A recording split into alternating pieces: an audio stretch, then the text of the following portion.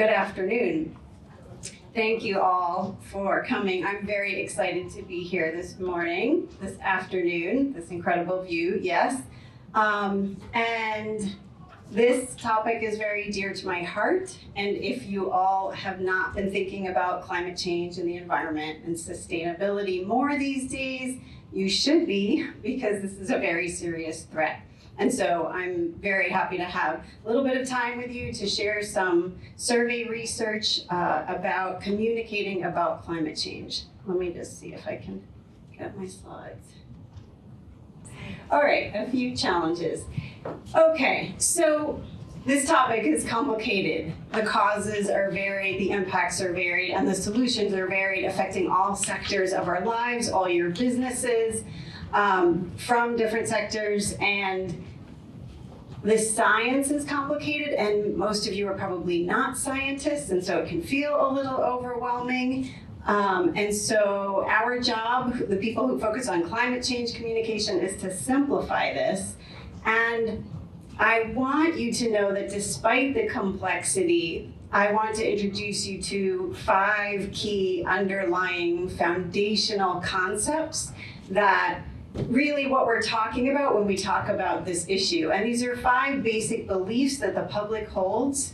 They're widespread beliefs, and in some cases, they're widespread misperceptions.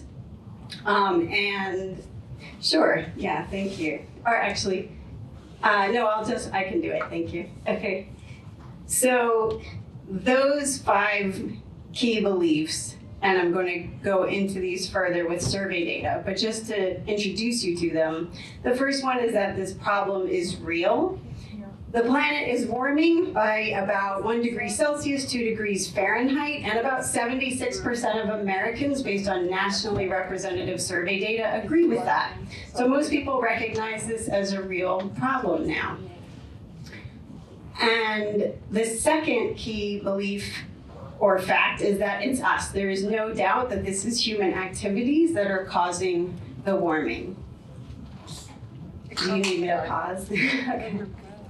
Okay, so scientists are completely convinced, based on the evidence, virtually completely convinced, that the warming is being caused by burning fossil fuels, the burning of coal, oil, and gas. That's about 75% of the warming. Another 25% of the warming is coming from agriculture and deforestation. The third key fact is that the warming is bad. We are, as human beings, evolved within a very limited temperature range. And so once you push the temperature above about 95 degrees Fahrenheit, you're making a place uninhabitable. But Las Vegas, for example, this past summer was over 120 degrees for about 2 weeks. So we are not designed for that kind of a climate, and neither are most of the other species that we rely on for natural resources. So it is bad. The fourth idea is that scientists agree. Overwhelmingly, there's a very strong consensus. 97% of scientists agree that climate change is happening. Number 1, that it's caused primarily by burning fossil fuels. Number 2, and that the effects are overwhelmingly bad. And just to back up, because I missed this initially, and I want to make this point, the fact that the planet is warming is one problem. There's a gradual increase in global average temperature, but that increase is very spatially variable, and it's not just a steady upward march in temperature. Our climate is becoming more variable, so the extremes are getting stretched. And we don't do well with extremes and volatility and unpredictability, so that's really important. The fifth idea is that there's hope, and because that's a lot of bad news, these gaps in public perception versus scientific reality, so the fact that only 58% of Americans understand it's human caused, but scientists are virtually certain, and there's complete consensus on that. So there are a lot of gaps between the reality and the public perception, but there is also hope because we have many solutions at our disposal. Solutions come from all sectors of society, from our energy and utility companies and shifting from fossil fuels to renewable energies, that's a solution. We have natural solutions by drawing carbon out of the atmosphere. We have solutions in the food and agriculture sectors. We have solutions in climate finance and in politics and on and on. So there is hope and we have many tools, but the public is even less convinced that there is hope. So that is a communication challenge. Let's see if I can advance the slide. I think I got it. Okay, so a little bit of the actual survey data underlying those 5 key beliefs. First of all, Americans do believe, 76% say it's happening. And you can see that the levels of belief have been relatively stable over time. I can talk in the Q&A if we have time about the dip earlier in 2008. These are survey data based on 2 nationally representative surveys conducted every year for the past 13 years. In the spring and in the fall, we asked these questions. Do you think global warming is happening? Do you think it's not happening? And right now, 76% say it is happening, 12% say it's not. And the difference says they don't know. A majority of Americans think global warming is mostly human-caused, 58% now.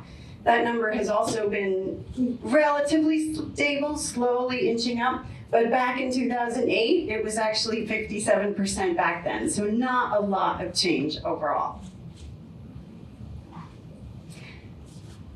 The third key fact is that this is a bad thing. Global warming is not a net positive by any means, even though there may be a few winners here and there for a short time. And what we find is that concern or worry among the public, and in this case the question is, do you think we are being harmed right now by global warming?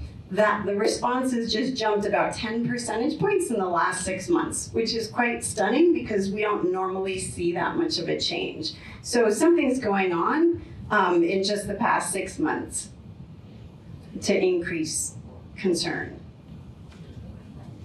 So because we've been collecting this survey data for over a decade, we have enough respondents that we've asked the same questions to that we can use statistical modeling to make estimates of public opinion for every state, congressional district, and county in the country. And these are rigorously validated and tested estimates. We have a website. If you Google Yale Climate Opinion Maps, you can interact with this map and get estimates of public opinion for about 30 different questions related to climate change. And you can see the geographic variation on those maps. So 71% of adults think global warming will harm plants and animals. But if you ask, do you think it will harm people in the US, you get down to about 61%. So the map turns a little bit more yellow, and anything that's yellow on these maps mean you have a majority above 50% of respondents who believe that opinion, and anything that's blue means you have less than 50%. So there's a little bit of blue in the Midwest and Appalachia.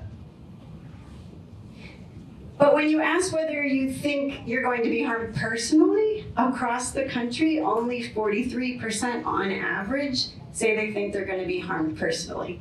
And newsflash, we are all already being harmed personally by climate change. Even if you don't feel it and you don't recognize it, because it's hard to make the connections, we are breathing smoke from wildfires out west. We are experiencing much more heavy precipitation events. Our basements are flooding more frequently, more mold is growing, more pollen is being produced because of the elevated CO2 in the atmosphere. There's more air pollution because warmer weather creates more smog, and on and on and on. The effects are already happening. They're right here, they're right now, but the public doesn't see that.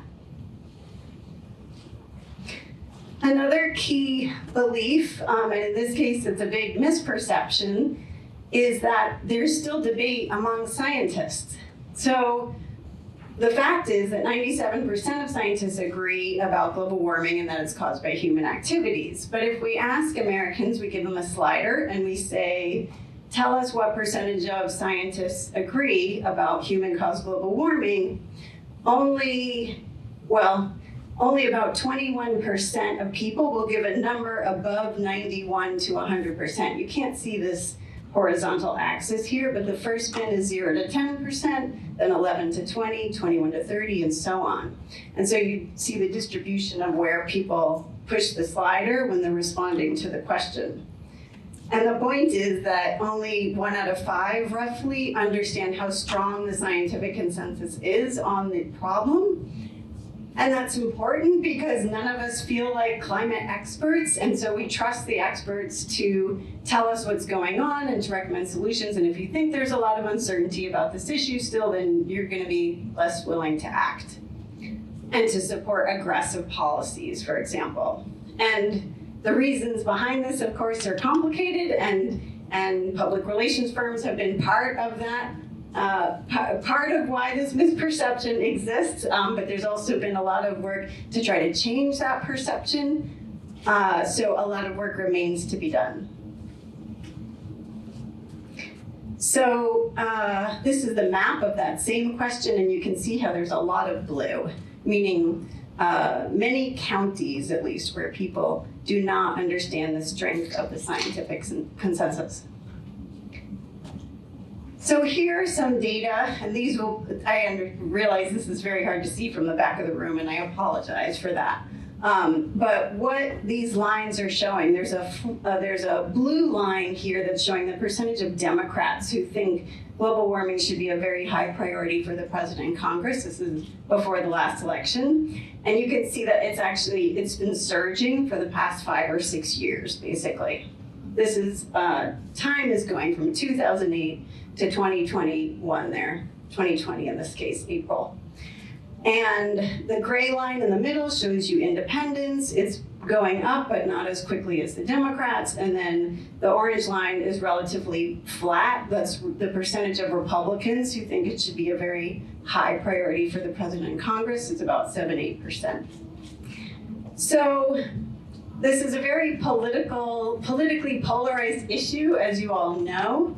And that's often the frame that we take when we're thinking about this. But that frame for this information really masks a lot of agreement that we have. So this is a graph showing the percentage of different political parties who agree with certain policies. And these policies, the top one is provide tax incentives or rebates to homeowners, landlords, and businesses to make existing buildings more energy efficient. That's the first policy. 76% of conservative Republicans support that policy. 69% of conservative Republicans agree with setting stronger energy efficient standards for new buildings, for new appliances, providing federal funding to put solar panels on the roofs of public schools. Even 53% of conservative Republicans support that policy. So the point is that there is actually a lot of agreement about where we want to go, how we want to transition away from fossil fuels and towards renewable energy, even among conservative Republicans. And the Democrats overwhelmingly, of course, support all of these policies. It's not until you get to the bottom, require that by 2030, all new cars, trucks, and SUVs sold in the US are electric vehicles. There you get. Conservative Republicans don't like that. Only 15% support that. But there is a lot of agreement on the solutions. Okay, so quickly here, I want to introduce you to a market segmentation that we do based on people's climate attitudes and beliefs. So it's not just the political lens that you want to think about. The idea here is that people bring very different views to this issue. And they range from being alarmed and supportive of aggressive action. 26% of the public are in that group right now. 29% are concerned, which means they understand the causes and they support the solutions, but they don't see it as an urgent threat. They don't understand that carbon pollution in the atmosphere lasts for hundreds and hundreds of years. So what we do today has a very important and lasting effect on our future. 19% are fence sitters. They don't know if it's happening or not. They don't know if it's human caused or not. They're not sure about policies. 6% are disengaged or just say they don't know overwhelmingly. 12% are doubtful that it's even warming, and they say if it is warming, then it's probably a natural cycle or volcanoes or something. It's not. We know it's not. 8% are dismissive, meaning that they are sure it's not happening, and in fact think all of this is a hoax. Scientists trying to get rich or a political plan to expand government or something like that. So the point here is that the majority, more than 50%, are either alarmed or concerned. This group is much smaller than many people think, but they're overrepresented in Congress, for sure. So when you're thinking about the public, most people are actually worried and supportive of solutions. And of course, those beliefs and attitudes are changing over time. The top block here is showing you the alarm segment, which is the only one that has been consistently growing in a specific direction, and that is it's increasing. So it's up 9 percentage points from 2008 to 2020. And the other groups are either shrinking or staying the same. Based on that market segmentation or audience segmentation, there are many different conversations that we can and should be having and need to have. But it depends on who you're talking to. You want to think about who your audience is. And if you're talking to people who are alarmed or concerned, they're mainly interested in solutions. The big question on their mind is, what can we do to reduce global warming? And these are based on responses to the question, if you could ask an expert on global warming one question, which question would you ask?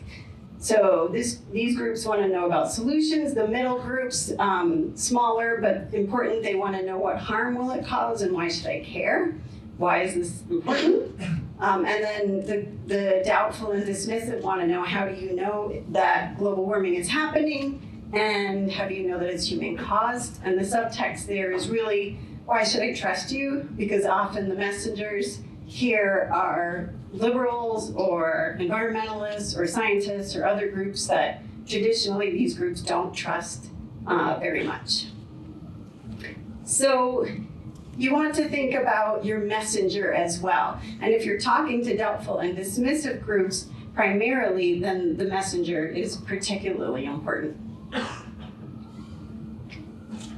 And so there are many conversations that have to happen, that should happen, because we talk about what we care about, and we need a lot of conversations to understand what the solutions might be. But only 35% of people say they're talking about this issue with family and friends at least occasionally. Only 25% say they hear about it in the media at least once a week. So these conversations are overwhelmingly not happening. And so simply getting it on the agenda and talking about it is now often described as the most important thing you can do. Just talk about it, have a conversation, raise it, talk about the extreme weather and how we can respond to it in a more effective manner, talk about the different potential solutions. There's a great TED Talk by Katharine Hayhoe, an evangelical climate scientist from Texas.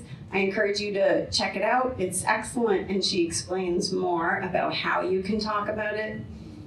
I'm not going to play this clip because I want to leave time for Q&A, but this is an example of a story about Richard Mode, who noticed the temperature of his favorite trout fishing stream increasing, and there's less trout. And he's very persuasive. It's a 90-second radio spot that we produce and on hundreds of stations across the country. You can Google Yale Climate Connections, and you can find a whole map that links you to stories of how climate change is affecting local places around the country and what people are doing about it.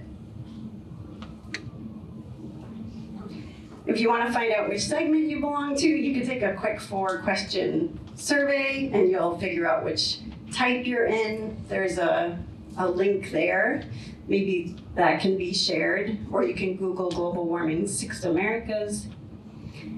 And then for inspiration, as you're working on sustainability and climate change, it might be helpful to keep in mind companies like Ford, which invested $11 billion and 11,000 jobs recently to create the all-electric F-150 pickup truck, which is America's best-selling pickup truck. And if you want to order it, you can't because they're already all sold out, even the pre-orders. And the battery is so big on this car, on this truck, that if you lose power when like a hurricane comes through or something, you can plug it into your house and it'll run your refrigerator. So there are many leaders and examples of amazing things that companies are already doing all around us to move towards sustainability. And I'll close there and look forward to some questions. Thank you.